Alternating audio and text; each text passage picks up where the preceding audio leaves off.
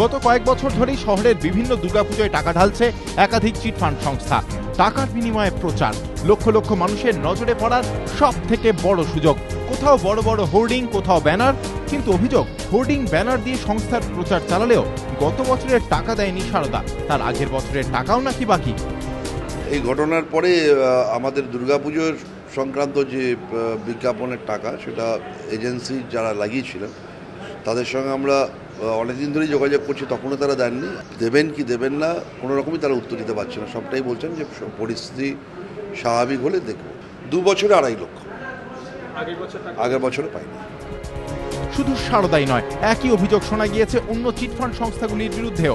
অভিযোগে সরব হয়েছে শহরের অন্যান্য পুজো কমিটি। সারদা কাণ্ডের পর চিটফান্ডগুলির থেকে আদৌ টাকা পাওয়া যাবে কিনা তা নিয়ে তাদের যথেষ্ট সন্দেহ। এই পরিস্থিতিতে এবার পুজোর বাজেটে কাটছাঁটো করতে হতে পারে বলে মনে করছেন পুজোর উদ্যোক্তারা।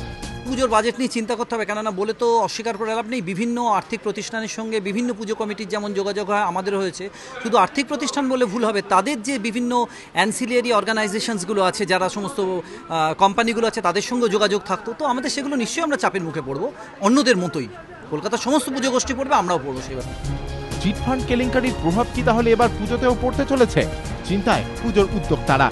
অরিত্রিক ভট্টাচার্য, এবিপি আনন্দ, কলকাতা।